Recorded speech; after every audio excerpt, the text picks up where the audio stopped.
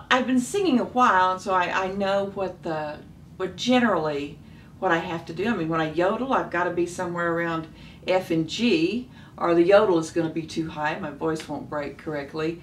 Otherwise, you know, I can stay pretty close to the people's key of C, or, you know, I found the longer that I've sung, I used to sing very high, you know, Joni Mitchell type, you know, high notes, and people just can't listen to that for very long. And so as I've aged, I've developed a little bit lower register, and so I've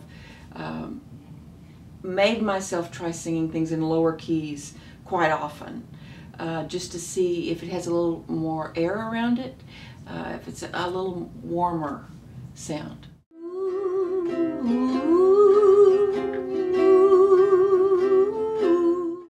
Well, one of the things I do is I sing this song through, and I try to figure out the total range. I mean, is there some really, really high note that if I start too low in the beginning, when I get to the bridge or wherever it is, I'll never hit that note. Or I'm going to have to really work to hit that note. So that's one thing that I do. And then sometimes you can hit all the notes in it and it's still not the right key. And if I could offer an example here, take a great old country song by Patsy Cline here. Let's see. I fall to pieces. You know, that one. Now you can hit that note and you can get a lot of power behind it, but if you think about what the words say, I fall to pieces. Just because it's been recorded by Patsy Cline with a big voice and Linda Ronstadt with a big voice, you know, I brought it down and made it more telling to the lyrics. You know, I fall to pieces is kind of a crumbling song internally, emotionally. It's not I fall to pieces. You know, you're not really building a wall here. You're watching a wall crumble. So I lowered it for myself. I fall to pieces each time I see you again.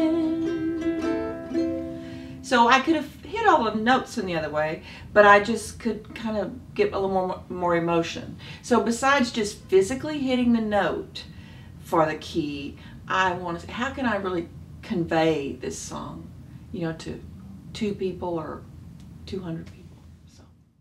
So with that example, the first time was in G, and I lowered it to C.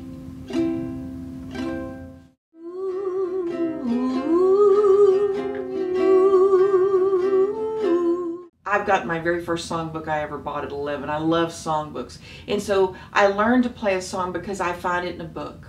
And some great songbook author has found a way that they like to play a song, and great keys are in there, like Lyle Ritz. Lyle Ritz has done some wonderful arrangements of Satin Doll and It Had to Be You and all, and they're just beautiful the way they line up on the fretboard.